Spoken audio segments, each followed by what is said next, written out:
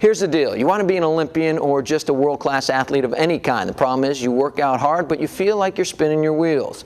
Sound like you? The Miami Dolphins made Dolphins fans' wishes come true back in the perfect season of 1972. What I want to know is where all these crazy bandwagon jumpers have come from. The Miami Dolphins made Dolphins fans' wishes come true back in the perfect season of 1972. Today, the 72 Dolphins and other former stars got together to make wishes come true for children that are very ill. Former Dolphins quarterback Earl Morrall got the 72 Dolphins and friends out to play some golf for the Make-A-Wish Foundation of Southwest Florida.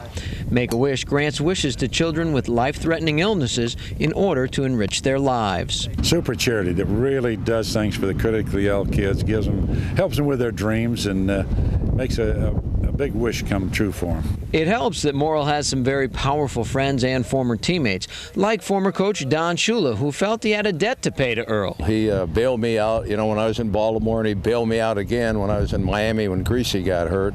Oh, he's in my Hall of Fame. Between a dinner Sunday night and the golf, the benefit will raise between $40,000 and $50,000 for the Make-A-Wish Foundation. But it won't help the current Dolphins, who seem like they're in a state of disarray right now. They've got to get some semblance of a offense going that's a little more explosive. The Dolphins are ready to pull off a trade with the Chargers for talented but troubled wide receiver David Boston. I think he's a talent, and sometimes change of scenery helps him out, will help a player out. Undefeated in 72 and undefeated in the eyes of the Make-A-Wish Foundation as well. Speaking of the 72 Dolphins, sheriff officials are looking into the disappearance of 4 championship rings that belong to former 72 Dolphins lineman Bob Kuechenberg. Kuech wears the 72 Super Bowl ring along with his 66 national championship ring from Notre Dame, but 2 AFC championship rings are missing, and the 73 Super Bowl were also discovered missing after someone reported seeing them somewhere else. Kuechenberg is a 6-time Pro Bowler and last year was a finalist for the Pro Football Hall of Fame.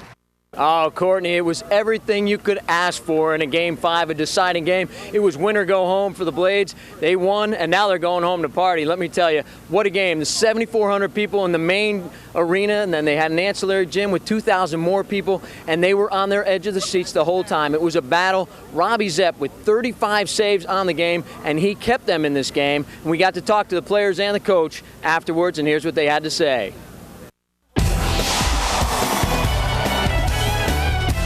The head of the Major League Players Union was in Fort Myers today to talk to the Red Sox, and afterwards Donald Fierce said that he would not be surprised by anything, even the steroid policy being changed before the labor agreement is up in 2006. Schilling pitched well today, but as Thomas Forrester tells us, Curtis is as good off the field as he is on it. ABC7 Sports. As that Boston fan would say, the Warren Sapp era is over for the Tampa Bay Buccaneers. Sapp had spent his whole career with the Bucs, but he signed with the Raiders Saturday as a free agent, and he says this may be the perfect match. The big bad silver and black and Warren Sapp coming together has got to be a marriage made in heaven. So. St. Joseph's plays Wake Forest in New Jersey tomorrow night in the Sweet 16. They were this close to an undefeated season, St. Joe's was, but they lost during the Conference USA tournament. And some people, Billy Packer maybe, thought the Hawks didn't deserve a #1 seed, and Billy's announcing the game. I'm really a big pizza fan, so I figured he might bring us a couple Papa John's and we could sit around the hotel and discuss things. Davis Love III held the lead coming into today's third round action at the British Open, but Tiger Woods was just 4 shots off the lead coming in, and it would be an eventful day. Curtis, a very crazy situation. I mean, the people who know Kobe say definitely not. Yeah. People who know the girl say it must have happened if she said it happened because she's an honest girl. So it's now he said, she said, unless they have all the evidence that they say they have. A lot more will unfold, obviously, here pretty soon. But it's really interesting to know that there's actually a camp out there that teaches them, or at least tells them, how to stay out of trouble. Well, some of these guys come into sports so young. As Kobe came right out of high school, 18 years old. He's probably more mature than most people. Sure.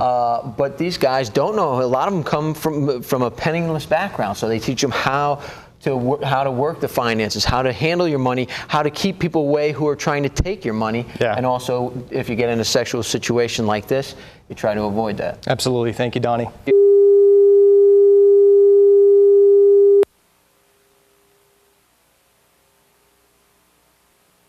Joining us now is Don Brennan, and one of the things that people starting to think about and rebuild their lives, of course, there are a lot of high school football players in our area who are wondering what's going to happen now, because we have to not only get our homes back in order, but school starting, and we got football practice.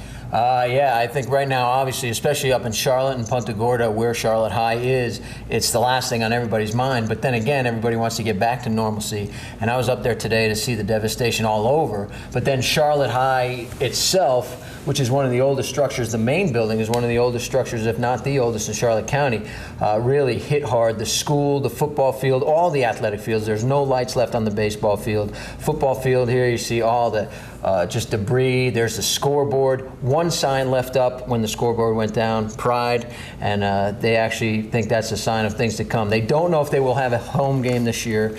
They're not sure what's happening as far as the season, when they'll be able to get going again in school. In seeing this, I don't know how they can get back anytime soon, but this is what the athletic director had to say. I have 4 coaches I know have lost their houses. I got athletes who've lost their homes, their businesses, and we're going to work on that right now. The only thing definite is we're going to work as hard as we can to make something happen for these seniors. This is so devastating. I mean, we may not have a senior year here or a football season, and that's what we really want to get back out here and do, is play football for the high school and the county. I do know that all the players and the coaches and the AD, they do want to pitch in and start cleaning up and help out wherever they can, just to get the ball rolling. And it is a big-time community event, the Charlotte football games, as you know. Right. Sure, sure. So I expect the community will, once they bounce back from this, football and sports will be right there. Short term, you say these people lost their homes, there's major devastation, but this is something that means so much to these kids, and really to the whole community. You just want everyone to pitch in and get that field and get the whole area back. It's one more thing. I can tell you this: if there is a home game or any kind of game for Charlotte High this year, I mean, I'm getting goosebumps just thinking about just knowing that community, how they rally around the sports there. It's really a big family. It will be amazing if they do. You really are getting goosebumps. You weren't kidding. That wasn't just a figure of speech. Think about the support there. There's a disaster, and Donny Brennan joins us right now. Every time there's a disaster, it seems to bring out the best in people. In some people, it does. Well, and in this case, it's no exception, and Donny's here to tell us all about it. Well, Dave, the Miami Dolphins today and their owner, Wayne Huizinga, donating $1 million to the Southwest Florida Hurricane Charlie relief effort. I got to talk to the president of the Dolphins, Eddie Jones, today. Not only are they donating money, they're going to collect goods, other things that people can use down here, and they're not just giving, but they're going to bring it over and distribute it, so they're going to be a big part of it. And I got to talk to Eddie Jones, as I told you, and here's what he had to say. We were assessing the situation and wanted to help, and among other things, we were going to collect money at the game. And he said, here's what we're going to do. We're going to help. My family and the Dolphins are going to give $1 million. In addition, we're going to with some of our partners, collect supplies all week at our stadium and take them across the state, and we'll collect money again at our game next week against the Redskins. So it is continuing, and as you remember, the Dolphins right in the middle of Hurricane Andrew, so right away they know what everybody down here is going through, and their hearts went out, and definitely they said their prayers be sent over here for everybody. That was my question. Why? Why are they being so generous to the people here? Because the stadium isn't located here. Right, but they do have a big fan base, but right away they know. They've been through it. So they were in Hurricane Andrew, they've seen the worst of it, and they knew right away that they had to do something. It's wonderful. When the storm hit, they got on the phone and they just started moving vehicles, moving trucks, moving equipment, $5 million worth of equipment down here, and they got going, and this is what happened. We took a look at the center today. Well, this is kind of interesting. You've got a story about a former high school football star at Port Charlotte High who's now about to become an NFL player whose parents took a pretty bad hit from Charlie. Yeah, they did. Tony Hargrove, he was the star quarterback and safety at Port Charlotte High, went on to Georgia Tech.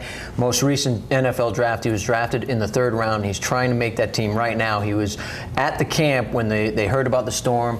He kept track of his family, lost track of them and his girlfriend for a while. He was finally able to get in touch with them. He went home, and when he came home, he found out that basically his parents' home was devastated by Charlie.